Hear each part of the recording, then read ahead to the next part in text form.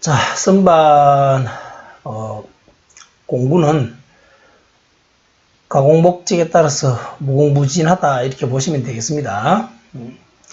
바깥을 가공하는 외경 바이트, 크게 나누면 그렇다는 얘기예요. 안쪽을 가공하는 내경 바이트, 그리고 특수 목적용으로 이런 나사를 치는 나사 바이트, 나사도 외경 나사, 바깥에 수나사 치는 거, 그리고 앞나사 치는 거, 내경 나사 바이트 뭐 이런 게 있다는 얘기예요. 그다음 자, 바이트의 설치는 뭐 이거는 그 기술적인 부분이기 때문에 여러분들이 기계 설계 기능사에서 뭐 이것까지는 뭐 사실 알 필요는 없습니다. 자, 바이트의 돌출 길이, 이게 이제 바이트를 복식 공구대에 이렇게 클램핑하는 방법인데, 볼트를 이렇게 조여서 고정을 한다는 얘기죠. 그죠? 고정하는데, 보시면은 중심 일체, 바이트 날의 끝은, 날 끝하고 공작물의 중심선하고 일치해야 나중에 끝단을 가공했을 때 요 가운데 남는 부분이 없이 깨끗하게 가공이 되겠죠. 그죠? 이 선이, 이게 일치가 안 하면은 나중에 가공을 했을 때 끝단, 단면 가공을 했을 때 센터에, 가운데에 조그맣게 남는 일이 발생합니다. 그것 때문에 그래요. 그리고 바이트 돌출 길이, 바이트를 얼마만큼 공구 클램프에서 나오게 하느냐, 나오는 길이는 이거 클램프, 바이트 생크 바이트 대라 그래요. 바이트 생크 길이의 1.5에서 2배 정도, 그죠? 1.5에서 2배 정도. 가끔 이 부분은 시험에 나오는 경우가 있습니다. 요즘은 거의 안 나와요, 이 부분도. 자, 가공면 거칠기. 이건 역시, 요즘 기계 설계, 기능사 문제는 안 나옵니다. 이건 가공, 밀림 기능사나 선반 기능사 문제는 이거 나오지만, 넘어갑시다. 보면 뭐 그렇게 어려운 부분은 아니에요. 아닌데, 여러분, 이 정도 난이도 문제는 안 나옵니다. 자,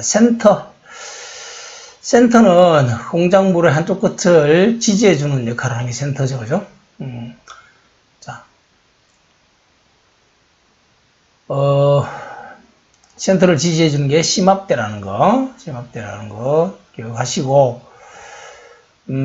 센터의 선단, 센터 드릴을 어떻게 가공하느냐, 센터 드릴을 뭘로 쓰느냐, 일반적으로는 60도를 많이 쓴다. 그래서 대형은 90도를 쓴다. 요 지난번에 한번 센터 드릴 자리 도식 관련해서 한번 설명한 적이 있습니다. 자, 이거는 센터 드릴로 이제 그 공작물의 가운데를 가공한 다음에 구멍을 낸 다음에 자리를 표시를 한 다음에 센터예로 딱 밀어준다는 거예요. 그죠? 밀어가지고 고정을 한다 이 얘기입니다. 자, 하프 센터는 말로 들 표현했다. 하프 센터 끝부분이 이렇게 반이 잘렸죠. 이거는 단면을 다듬질 가공할 때 사용한다. 이렇게 되어 있으면은 바이트를 센터 가까이까지 깊숙이 밀어 넣을 수 있겠죠. 그죠? 지름이 작은 공작물을 할 때는 센터의 끝이 이렇게 직경이 작게 특수가 가공된 거, 소경 센터. 소경이라는 것은 지름이 작다는 거죠. 지름이 작은 센터를 사용하기도 한다. 베어링 센터, 이거는 고속 회전하는데, 이 부분은 회전이 돼요. 여기 안에 베어링이 들어있어가지고, 센터가, 같이 따라서 회전을 하는 거예요. 아까 앞에 거는 고정센터고, 이거는 회전센터. 일반적으로 이걸 많이 씁니다. 이걸 많이 써요. 고정센터는 저속 가공물에서 많이 쓰고, 이거는 고속 회전에서는 반드시 베어링 센터를 써야 돼요. 그러면 이 부분 열이 나서, 공작물이 센터 드릴 자리가 망가질 염려가 있겠죠. 그죠? 뭉개집니다. 자, 파이프 센터는 뭔가 하면 구멍이 큰 공작물에 사용하는 거예요. 파이프 같은 걸 가공할 때 이런 형태가 필요하겠죠. 파이프는 가운데 구멍이 뚫려 있으니까 이렇게 집어넣어 가지고 가공을 한다는 거예요. 자, 테이프 값은 참고, 이거는 뭐 신경 쓸 거 없고요. 한번 갑시다. 센터 드릴 다시 한번 봅시다. 호칭 지수가 입니다. D2고, 이거는 뒷부분, 큰 부분 치수죠. 그죠? 그래서 일반적으로 이 치수가 5층 치수고, 그 다음에 슬래시에서 이 슬래시 4.25 뭐 이런 식으로 했죠. 그죠? 그리고 요 각도 보통 60도를 쓴다는 거. 일감 지름에 따라서 호칭 치수가 뭐 달라진다 이래 돼 있는데, 이거는 실무적인 가공의 실무적인 부분입니다. 이거는 여러분들은 신경 안 써도 됩니다. 자, 면판 같은 경우에는 선반 주축에 설치해 가지고, 자, 이거 뭔가 하면은 선반의 척으로 이렇게 클램핑 척으로 딱 물 수 있는 거는 단면이 원형이거나 혹은 3의 배수인 거, 3, 6, 구각형 이런 것들은 물 수 있는데, 그렇지 않고 단면이 불규칙으로 생겼다. 그런 경우는 이런 식으로 면판을 따로 부착해서, 여기 지금 T-볼트가 들어가는 거예요. T-볼트가 이렇게 들어가서 일단 클램핑을 하는 거예요. 고정을 한다는 거예요. 불규칙 형상. 자, 돌림판 돌리개도 마찬가지입니다. 돌림판, 앞에 건 돌리개라고 그러는데, 이것도 주축 회전력을 돌리개를 통하여 공력을 준다는, 이것도 마찬가지로 척으로 물 수 없는, 척으로 고정할 수 없는 공작물을 클램핑할 때 사용하는 게 돌리개와 돌림판입니다. 돌림판과 돌리개. 돌리개 종류, 뭐 구분 돌리개, 뭐 고등 돌리개 있는데, 이것도 뭐 알 필요는 없습니다. 넘어갑시다. 자, 방진구는 시험에 가끔 나옵니다. 방진구는 뭔가 하면 이거 알아두시면 돼요. 가늘고 긴 공작물을 작업 시에 중간에 공작물이 처지겠죠. 무슨 얘기 하면은, 자, 이쪽에 주축이 이렇게 있고 이 끝에 심압대가 있는데 공작물이 이렇게 길단 말이에요. 긴 거를 가공을 한다. 중간에 바이트로 밀면 어떻게 해요? 휘겠죠. 그죠? 휘면은 가공이 정밀하게 안 되겠죠. 그리고 많이 휘면은 공작물이 이탈할 염려도 있고, 가공 중에. 그래서 중간에 긴 공작물을 중간에 잡아주는 게 방진구, 진동을 방지하는 기구다 이런 거예요. 그래서 두 가지가 있다. 고정식 방진구가 있고 이동식 방진구. 이동식 방진구가 왕복대에 고정해가지고 왕복대와 같이 움직이는 거고, 얘는 배대에 고정해서 한 위치에 딱 고정되어 있는 거예요. 필요에 따라서 두 개 이렇게 쓴다는 겁니다. 요게 뭔가 하면 끝부분이 베어링이나 테프론 수지로 되어 있어요. 그래서 공작물이 여기 딱 들어가면 이거 세 개 볼트로 조여가지고 공작물을 딱 고정시키겠죠. 고정시켜서 공작물이 회전하는 데 지장이 없게끔 그렇게 합니다. 방진구는 시험에 선반관리원에서 선반 부속기구 시험에 방진구가 자주 나옵니다. 자, 척 관련해서는 두 가지만 알면 됩니다. 하나는 연동척, 하나는 단동척인데, 연동척은 뭔가 하면은 이렇게 이가 3개예요. 이걸 조라고 해요. 조가 3개인데 각 조마다 조를 조일 수 있는 키가 있어요. 이 키인데 어느 조에서 조여도, 어느 조 키에서 조여도 3개가 동시문을 걸면서 안쪽으로 들어가고 바깥쪽으로 나오고 이렇게 돼요. 똑같이 같이 움직인다는 거예요. 단동척은 따로따로 움직인다. 얘를 조이면은 얘가 움직이고, 얘를 조이면 얘만 움직이고, 이렇게 된다는 거예요. 단동척은 4번 조라 하기도 하고, 4번 척이라 하기도 하는데, 이거는 외경이 불규칙한 거. 그게, 이거는 원형이나 3의 배수의 각을 가진 각재 같은 경우는 무조건 여기 서고, 그 외에 사각형이나 혹은 단면이 불규칙한 그런 거, 센터를 잡았을 때는 이걸 쓴다는 거예요. 편심 가공할 때도 이걸 쓰고, 중심을 이동시킬 때도 얘를 쓰겠죠. 그죠? 마그네틱 척이 나오는데, 이거는 전자석 원리를 이용한 거예요. 전자석으로 공작물을 딱 붙이는 거죠. 그죠? 콜리척, 벨척, 공기척 있는데, 이 부분들은, 자, 마그네틱 이거 척에 안에 전자석이 들어있어요. 전원을 딱 켜면은, 여기 공작물을 붙이고 전원을 딱 켜면 여기 공작물이 딱 붙는 거예요. 그래서 얇고, 그렇죠? 얇은 공작물 같은 경우에 그런 걸 씁니다. 다음에 콜리척은 가는지로 원형 각봉 재료를 사용할 때 콜릿이라는 게 있어요. 콜릿이라는 것을 설치해가지고 요 안에 가느다란 가는 재료, 보통 파이만 13 이하 정도를 쓰는데 그걸 끼워서 가공하는 거. 이게 콜리책입니다. 자, 신봉. 맨드릴이라고 하는데, 신봉은, 어떤 경우에 사용하느냐? 신봉은, 쉽게 말하면은, 그 가운데, 직경이 큰, 가운데 구멍이 큰 공작물을 가공할 때 주로 사용합니다. 자, 큰 파이프, 내경이 큰 파이프 같은 거 가공할 때 신봉을 주로 사용합니다. 그렇게 생각하시면 돼요.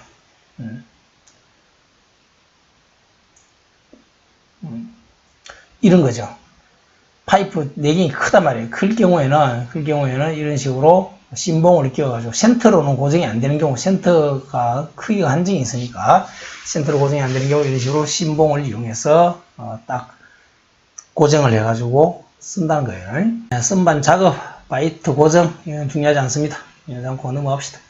넘어가고 공작물 고정, 이것도 넘어갑시다. 면판은 척으로 고정할 수 없는, 단동책이든 연동책이든 척으로 고정할 수 없는 복잡한 형상의 공작물을 클램핑할 때 쓰는 거다. 면판 그 정도로 알아두시면 돼요. 자, 지름이 작은 공작물을 이렇게 물고, 지름이 큰 거는 조를 거꾸로 조를 조립해가지고 이렇게 합니다. 조는 뺐다 끼웠다 할 수 있는 그런 구조로 되어 있습니다. 이런 걸 조라 그래요. 조. 척이고, 척의 이빨이다 이거예요.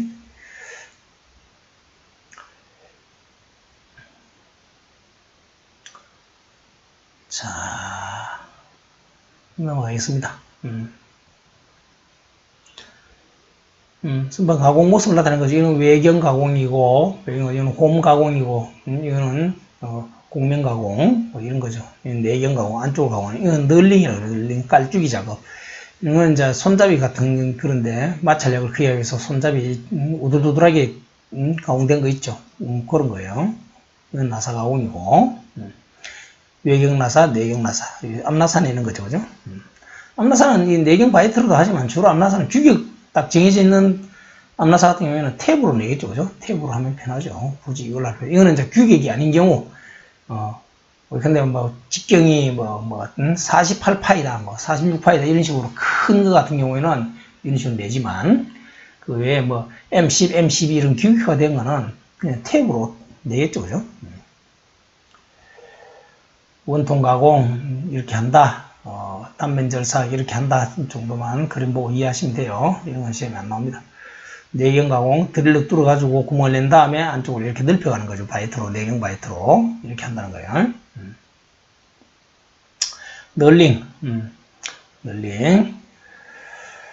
널링도 특별히 시험 나오는 건 없습니다. 넘어가도록 하고, 테이프 가공이 이제 문제다. 테이프 가공 같은 경우에는 테이프 가공하는 거 세 가지 있습니다. 복식 공구대를 회전시켜서 하는 방법, 공구대를 기울여서 테이프를 가공하는 방법, 그리고 심압대를 편의시키는 방법, 테이프 절삭 장치를 하는 방법인데, 문제 나오는 건 뭔가 하면은 심압대를 편의시키는 방법을 써가지고 편위량, 심압대를 한쪽으로 이렇게 중심을 이동시켜서 편의시켜서 하는데 그 부분이 많이 나온다는 거예요. 그 부분이. 이거 보시면은 복식 공구대를 회전시켜 이렇게 테이프를 까는 거죠, 그죠? 이게 쉽겠죠. 가장 쉬운 방법이에요. 쉬운 방법이고, 자, 이 부분은 다시 한번 자세한 설명이 필요하기 때문에 다음 강의에서 하도록 하겠습니다. 공구대 회전에 의한 방법, 제가 이렇게 설명해서 잘 알아들을 수 있을지 모르겠는데, 이거는 탄젠트 값을 이용해서 하는 거예요. 무슨 얘기가 하면은, 자, 공구대 자체를 이렇게 노멀 할 때는 평소에는 이렇게 스트레이트로 평행하게 해서 깎지만, 테이프 가공을 얘를 이렇게 양쪽에 볼트를 풀어가지고 일정 각도로 돌릴 수 있게 되어 있습니다. 그래서 얘를 각도를 줘서 깎으면 되는데, 이 각도 값을 구하는 게, 이 각도를 시타라고 했을 때, 자, 탄젠트 세타는 자, 요 값이죠, 그죠? 요 값, 요 각은 요 각하고 같죠? 이 각하고 이 각은 같다는 얘기죠. 같기 때문에 탄젠트 세타는 i분의 x로 나타낼 수 있어요. 그죠? 밑변분의 높이로 나타낼 수 있기 때문에 요 각이 요 각이 세타니까 그렇게 한다면 x 값은 그러면 얼마냐? x 값은 2분의 d-d죠. 얘한테서 얘를 뺀 값을 2로 나눈 값이 x 값이 말이에요. 그래서 탄젠트 세타는 x 대신 2분의 d-d를 넣으면은 이렇게 치환을 하면은 d-d 슬래시 2i가 되는 거예요. 그러면은 이 값을 구하면 탄젠트 세타의 값이 나온다. 값이 나오면 그 값을 공학 계산기를 이용해 가지고 환산을 하면은 이 각도가 나온다. 이 얘기입니다. 탄젠트 세타의 값을 구해서 근데 탄젠트 세타의 값이 뭐 0.31이 나왔다. 그러면 0.31 값을 가지는 각은 얼마인가? 이런 식으로 역산을 해가지고 공학 계산기로 역산하는 방법이 있습니다. 그렇게 해서 이 각도를 구한다는 거예요. 그러면 이걸 고각도만큼 편히 이렇게 각도를 틀어가지고 가공을 하면은 정확하게 가공이 된다. 이 얘기입니다. 근데 이 방법은 선반 기능사 시험에는 이 정도 수준 나오지만은 기계설계 기능사 시험에는 이 정도까지는 안 나옵니다. 근래에는 이런 문제 나온 적이 없어요. 여튼 간에 방법은 그렇다는 거예요. 원리는. 주로 이제 많이 나오는 게 심압대를 편의시키는 방법이 많이 나옵니다. 심압대를 편의시키는 방법. 이게 뭔가 하면은 심압대 자체를 보세요. 원래 센터가 여기 있죠. 심압대가 여기 이 라인 선상에 있어야 되잖아요. 근데 테이프 가공을 하기 위해서 얘를 이렇게 중심을 한쪽으로 옮겨, 심압대도 좌우로 옮길 수 있다. 전후로 이렇게 일정 범위 내에서 움직일 수 있게 되어 있어요. 그래서 여기서 여기까지 움직이는 양을 구하는 문제가 많이 나온다는 거예요. 심압대 편의량. 그래서 이거는 보면은 전체 길이 지금 같은 경우에는 자 이거 같은 경우에는 일부는 스트레이트고 양쪽 끝은 스트레이트고 가운데 일부분만 이렇게 편해져 있죠. 테이프가 져 있죠. 그죠? 이런 경우 문제가 많이 나온다는 거예요. 물론 전체 길이 자 앞에 요 부분 없고 뒤에 이 부분도 없다 치고 요게 전체 길이다. 여기 공작물 전체 길이고 전체 길이에 대해서 편의량을 구하는 건 너무나 쉽죠. 어떻게? 2분의 d-d 그렇죠? 이거 절반만큼 이 직경을 뺀 값의 절반만큼만 편의시켜주면 당연히 이렇게 깎이겠죠. 그죠? 그건 쉽단 말이야. 쉬운데 이런 식으로 전체 길이에서 일부분만 테이프 가공을 하는 경우가 문제가 나온다는 거예요. 그때는 어떻게 한다? 2분의 d-d는 그대로 두고 곱하기 그죠? 스몰 l분의 라지 l 이 스몰 l은 테이프 가공된 부위의 길이, 라지 l은 전체 길이에요. 스몰 l분의 라지 l을 곱해주면은 심압대 편의량이 나온다. 이 문제가 자주 나오면 되고, 시험 나중에 기출문제 풀면서 다시 한번 자세히 보도록 하겠습니다. 테이프 절삭장치 이용하는 거는 특수한 어태치를 붙여가지고 특수한 기구를 붙여가지고 테이프 가공하는 거. 이거는 테이프 가공을 연속적으로 많이 할 경우는 이게 필요하지만은 일반적으로 뭐 한두 개 작업하기 위해서 이걸 붙여서 뭐 그래 하진 않겠죠. 그죠? 편심 작업도 시험에 안 나옵니다. 이거는 이거 선반 기능사 시험에 나오기 때문에 이것도 넘어가도록 하겠습니다. 나사절삭은 마찬가지. 나사절삭도 안 나오니까 넘어갑시다. 자, 뭐 기어를 바꿔가지고 중간기어, 주축기어 이런 식으로 해가지고 리드 스크류를 값을 얼마 놓고 하는 건데 이건 역시 선반 기능사에 나오는 정도 수준이니까 넘어가도록 하겠습니다.